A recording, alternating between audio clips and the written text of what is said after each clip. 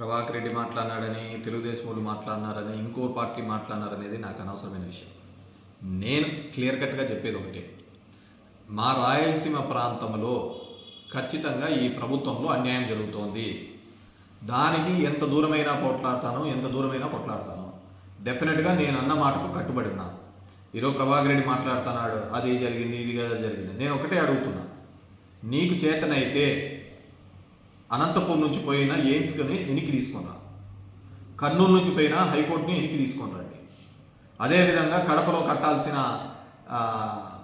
Steel plant కట్టించండి. నేనుగా చెప్పినది, మీకు ఏదన్నా కానీ నిజంగా ఉంటే గన ప్రభాకర్ రెడ్డికి పోయి రేవంత్ని అడుగు. రేవంత్ ఒక ముఖ్యమంత్రి స్థాయిలో ఉండి తెలంగాణ అసెంబ్లీలో మాట్లాడిన మాటలు, నేను చంద్రబాబుతో 4 గోడల మధ్య మాట్లాడి దీన్ని ఆపినాను అని. లిఫ్ట్ ఇరిగేషన్ ఆపితే అది తప్పు కదా? రాయలసీమ ప్రాంతానికి అన్యాయం కదా? ఇదే ఇంకో ప్రాంతంలో జరిగితే అక్కడ ఉన్న వాళ్ళు ఊరుకుంటారా?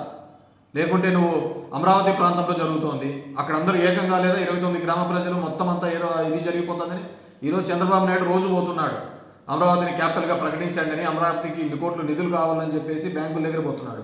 ఎందుకు? ఎన్విరాన్మెంటల్ క్లియరెన్స్ చేపించే బాధ్యత ఆయనకు లేదా? రాయలసీమ ప్రాజెక్టులు స్టార్ట్ చేయించాలని బాధ్యత లేదా? ఆయన నిన్న మీటింగ్లో మాట్లాడినాడు. ఏం మాట్లాడినాడు? అంతా కలిస్తే 20 టీఎంసీలు కంటే ఎక్కువ పోదు, దానికి ఏందంత పెద్దగా రాద్ధాంతం చేస్తున్నారని చంద్రబాబు నిన్న ప్రెస్ మీట్లో మాట్లాడినాడు. అదే పక్కన లోకేష్ ఏం మాట్లాడాడంటే ఒక్క టీఎంసీ కోసం యుద్ధాలు కూడా జరిగినాయని చెప్పేసి. మరి వాళ్ళే మాట్లాడుతున్నారు కదా. మీరు కేవలం పార్టీలలో మంచిగా కనపడాలని కాదు, ఈ ప్రాంతంలో ఖచ్చితంగా అన్యాయం జరుగుతుందనేదే నేను చెప్తున్నాను. ఇదే శ్రీకాకుళంలో జరిగితే అక్కడ ఉన్న వాళ్ళు అక్కడ ఆ ప్రాంతంలో ఉన్న వాళ్ళు ఊరుకుంటారా? విజయనగరంలో జరుగుతుంటే ఊరుకుంటారా? లేకుంటే గోదావరి జిల్లాలో జరుగుతుంటే ఆ ప్రాంతానికి అందరూ కలిసి మాట్లాడతారా లేదా? మనకేమేది? నేను అనేది కరెక్టే. కేవలం సీమ పౌరుషం అని చెప్పి ఉప్పు కారంలో చూపిస్తాను. ఫైల్స్ నాకు వచ్చినాయి, వాళ్ళకి వచ్చినాయి, ఎవడోడికి వచ్చినాయి, వానికి బాధ. నేను ఎందుకన్నాను? దానికి కనపడుతుంది తప్ప పౌరుషము, ఇంకా మిగతా దానికి ఏది కనపడుతుంది? నాకు జరిగే నష్టం కాదు, భవిష్యత్తు తరాల వాళ్ళకి జరిగే నష్టం ఇది. ఈ ప్రాంతంలోంచి మాట్లాడుకోకపోతే అదే ఇబ్బంది. నువ్వు కాకుండా మీ అన్నగానే ఉండినా కానీ యాక్టివ్గా పాలిటిక్స్లో ఉన్న ఖచ్చితంగా దీని గురించి నోరెత్తి మాట్లాడేవాడు.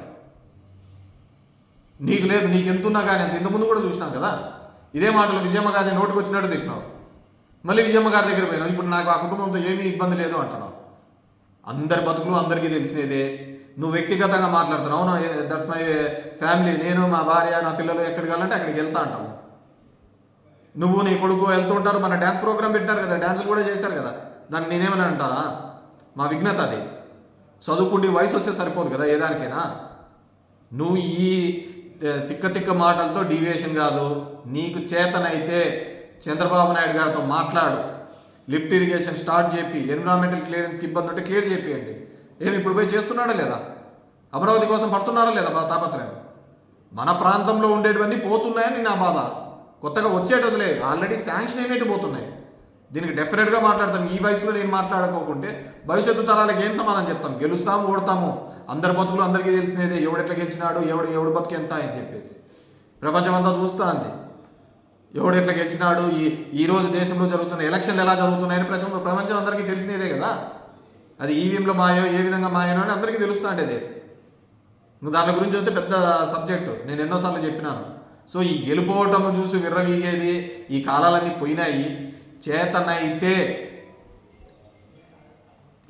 మళ్ళీ రాయలసీమ లిఫ్ట్ ఇరిగేషన్ స్టార్ట్ చేయండి, మళ్ళీ అనంతపురికి ఎయిమ్స్ తీసుకొని రండి.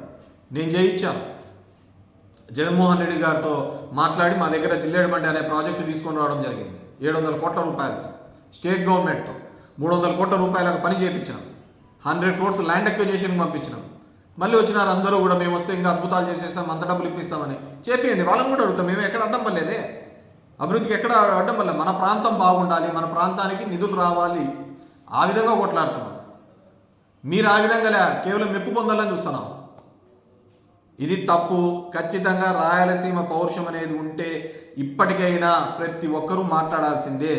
నేను అప్పుడు మాట్లాడినా, ఇప్పుడు మాట్లాడినా, జగన్మోహన్ రెడ్డి గారి దగ్గర ఎప్పుడైనా కానీ నిక్కచ్చిగా మాట్లాడతాను. మన ప్రాంతానికి ఎవరు చేసినది వైఎస్ఆర్ కుటుంబం కదా.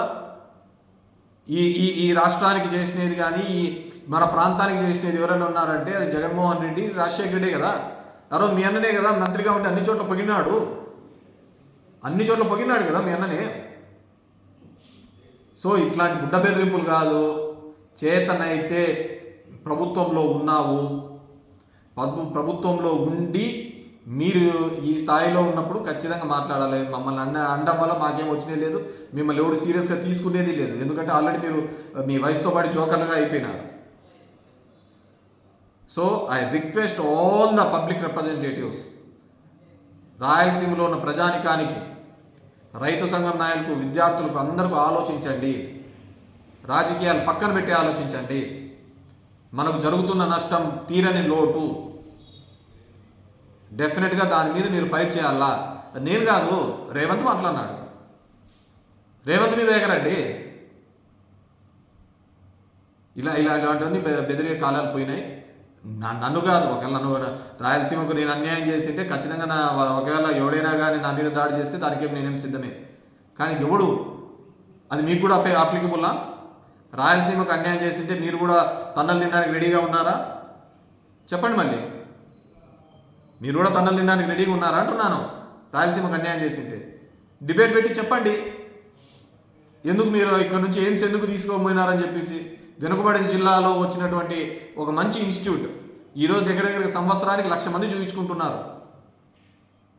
ఎందుకు ఇక్కడున్న మెడికల్ కాలేజ్ 80% మెడికల్ కాలేజీలన్నీ వెనుకబడిన ప్రాంతం మన రాయలసీమ ప్రాంతానికి పీపీపీలో పోతున్నాయి. మాట్లాడేవాళ్ళు లేడు.